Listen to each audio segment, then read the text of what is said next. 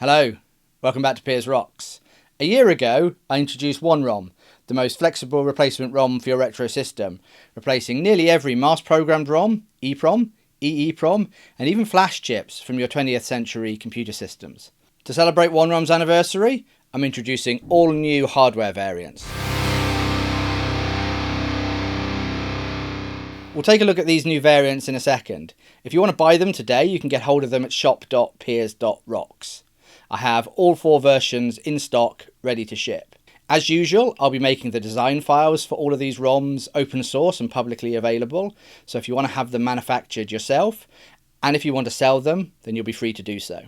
Good news for my EU customers, I'm now able to collect your local VAT, and also the new customs duty that the EU introduced on the 1st of July on shop.piers.rocks, so you no longer need to order via eBay. You can find other One ROM vendors at onerom.org/buy. So let's take a look at what's new in these One ROMs, apart from the obvious. We're going to start by taking a look at the 28-pin One ROM, partly because it's the most popular of all the One ROMs, and partly because it's the One ROM that's undergone the most change in this new hardware variant. Now, just to be clear up front, there are actually 2 current versions of One ROM 28. There's this version with the flat inline USB-C connector. There's also a version with an upright USB connector for when clearance is a problem. There's only a new version of the One ROM with the flat inline USB connector. I may develop a new version of the upright USB-C connector 28-pin One ROM at some point in the future, but I haven't done that to date. The most obvious difference between the 2 versions is a larger microcontroller. I've moved up to the B version of the RP2350, actually 2354 microcontroller, the 80-pin package instead of the previous 60-pin package. This gives me more GPIOs and more 5-volt tolerant GPIOs. It's meant a bit of a layout change. In particular, some of the passives, the bypass capacitors and a few resistors, have had to move to the underside of One ROM to allow me to lay out the board because the microcontroller is bigger, but it provides a lot more flexibility. This can also make it more expensive to manufacture because, at least with JLC, who I use to have all my boards manufactured, you have to move to their standard assembly service. I have to do that anyway due to the quantities I have manufactured, so it doesn't really make any difference. So if you're only having like 5 or 10 made, you may want to still have the original version of One ROM manufactured. As I said in the intro, it's going to continue to be maintained and supported long term. So what do these extra GPIOs actually allow me to do?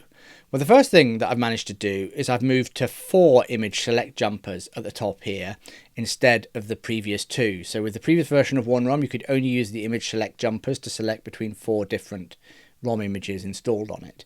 Now, because you have 4 jumpers, you can switch between 16 different ROM images at boot time. This also means I've got a completely consistent header pin layout between all of the 24, 28, 32 and 40 pin versions of One ROM. Them all having 4 image select pins. These 2 GPIOs up in the top right here remain ADC pins on a microcontroller and therefore 3.3 volt tolerant only, but they can be used by One ROM plugins for ADC functionality. And again, this is across the whole range of One ROMs. And these 2 GPIOs here are now 5-volt tolerant GPIOs on the 28-pin version of One ROM. Again, consistent with the new versions of 24, 32 and 40-pin versions of One ROM. So they can be used for plugins for purposes that you need a 5-volt tolerant GPIO. Maybe, for example, for driving a reset line on a host system. The other fairly obvious change is there's 2 extra pins here. Yes, the 28-pin One ROM has gained X pins, or expansion pins. In a 24-pin version of One ROM, these can actually be used for 2 different purposes. You can dynamically, while One ROM is running, switch between up to 4 different banks of a particular ROM type. So One ROM has essentially got 4 different versions of the same ROM type cached in its RAM, and by changing the jumpers on these 4 pins, you can switch between those at runtime. And I showed a video quite a while ago on my channel of dynamically switching between character ROMs on a Commodore 64 using the 24-pin version of One ROM. The other thing that the X pins allow you to do on the 24-pin version is use a single 24-pin version of One ROM to replace multiple ROMs simultaneously in your host system. And again, I've shown plenty of demos and there's plenty of people using this capability on the 24-pin version of One ROM. For example, in a Commodore 64, in a breadboard Commodore 64, there's a basic ROM, a kernel ROM and a character ROM. And with this X-pin capability on the 24-pin version, you can use a single ROM to replace all 3 of those simultaneously. One ROM, 3 ROMs replaced. Now these X pins on the 28-pin version of One ROM are not supported in the current released version of One ROM firmware. I'm planning on adding new functionality to One ROM that does use these X pins in an upcoming version of firmware, which I've been working on for most of the last month. I'm expecting to support dynamically banked ROM sets, just like the 24-pin version of One ROM. I'm also hoping to be able to support multi-ROM sets, that is a single One ROM replacing more than one ROM in your host system. Unlike the 24-pin version, the 28-pin version might be limited to only replacing up to 2 ROMs simultaneously rather than 3 ROMs simultaneously, due to the larger address space on a 28-pin ROM and the amount of RAM that a microcontroller has. But there'll be more about that in a future video. So the other addition on the 28-pin One ROM, other than jigging a whole bunch of components around so I can actually fit the larger microcontroller on board, is the addition of a NeoPixel. That's a red, green, blue addressable LED compatible with a WS2812B, which can be driven by One ROM's plugins. Right now I've just got a simple plugin that cycles through different colours, but obviously there's a lot of possibility for adding additional RGB functionality into One ROM with the addition of this LED. Now even just this RGB LED wasn't super easy to add because I had to find an RGB LED that would support the drive voltage from the RP2350 microcontroller. Most WS2812B compatible LEDs require a higher drive voltage on the data line than the RP microcontroller can provide without a level shifter, but the one I've used supports the RP2350's voltage levels. The other thing to note, coming back to assembly costs, is that the addition of this RGB LED does also increase the cost of manufacturing this board. These are extremely moisture sensitive components, and therefore, again, at least with JLC, they insist on baking the LEDs before assembling the board. So that's an additional roughly $8 cost across all of the boards that you have to manufacture. So if you get lots of boards manufactured, like I do, it doesn't really cost very much more per board, but if you're getting onesie twosies made, then this will significantly increase the cost, and again requires you to move to standard assembly rather than economic assembly because it's a complex part for them to assemble. But honestly, I think it's worth it. I think they look fantastic. The colours don't really come through on this crappy webcam that I'm using at the moment, but it's lovely having these just cycling through the different RGB colours automatically. Anyway, that's the key changes to the 28-pin version of One ROM. Let's move on to the 32-pin now. New version on the right, old version on the left. Outwardly, the new version really doesn't look very much different from the old version. The key change being the addition of the RGB LED and moving the other components around to make space for it. And believe me, even just shuffling these components around was harder than it may look here. However, the key change in the 32-pin version of One ROM is actually in a different GPIO to address pin layout, which allows the new version of the 32-pin version of One ROM to natively support the SST39SF040. That's SST's 4 megabit, half megabyte flash chip. With the previous 32-pin version of One ROM, you had to either make a small hardware mod to it to support this chip or install a shim that I've been selling in my store for the last couple of months. But with this new version, it supports it natively. So the key difference between the 27C040 and the SST39SF040, both half megabyte EEPROMs or flash chips, is that their top address line, A18, ends up in a different physical position on the ROM. On the 27C040, it's at pin 31. On the SST39SF040, it's at physical pin 1, labelled A19 here.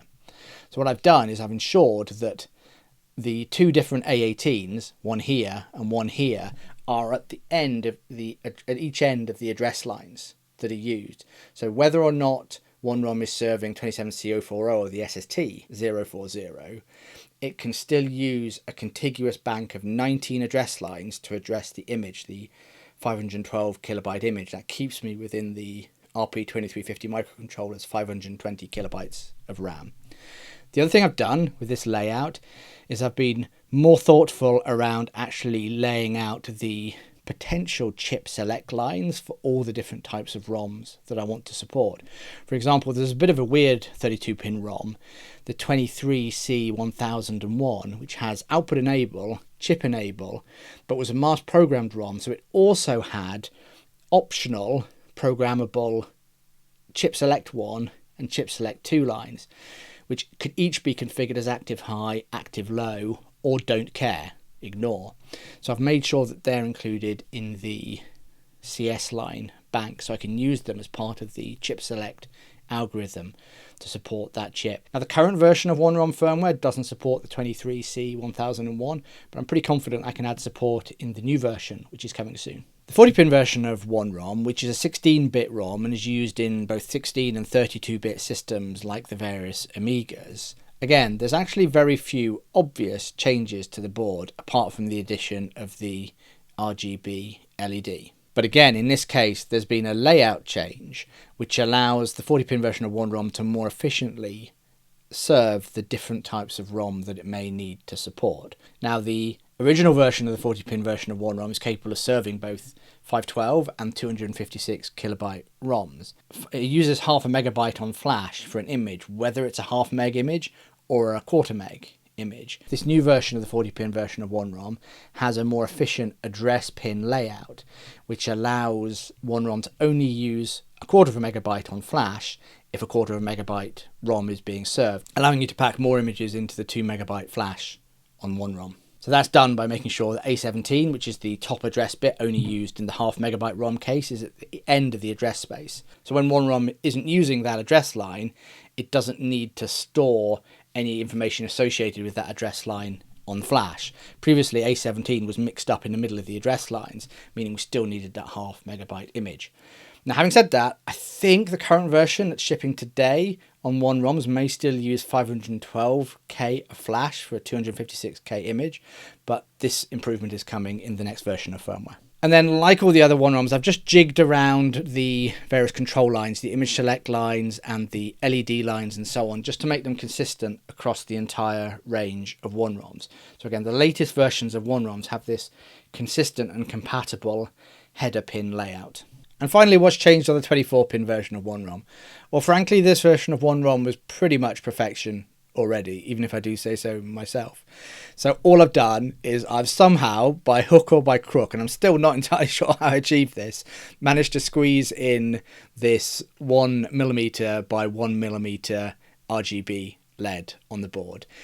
I've stuck with the 60-pin version of the RP2350 microcontroller. I don't really think it's possible or feasible. I certainly don't think it's very sensible to try and stick the B variant on here, the 80-pin variant.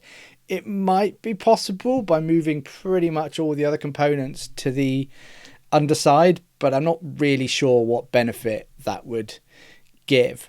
There is one compromise I've had to make with this new version, and that's the regular status LED, the red status LED, which is maintained across the entire range. So if you buy a new One ROM and you hate RGB LEDs, you don't want to have an RGB LED, well, that's fine. Don't use it. Just use the existing status LED. That's been retained, but it's the GPIO driving this status LED is shared with the GPIO that's driving the RGB LED. I simply didn't have any spare GPIOs on this package that I could use different GPIOs for the two different LEDs. Other than that, all the functionality that was on the previous version of the 24-pin version of One ROM is on the new version, just it looks prettier with this RGB LED. I hope you found that video interesting and useful. One of the reasons I haven't made a video over the last month is because I've been working on these new hardware variants and I wanted to get them all available before I announced them, but also because I've been spending a lot of time rewriting the One ROM firmware, pretty much from the ground up to make it more flexible, more extensible and more useful for everybody. We'll take a closer look at that new firmware in the next video. Till then, rock on.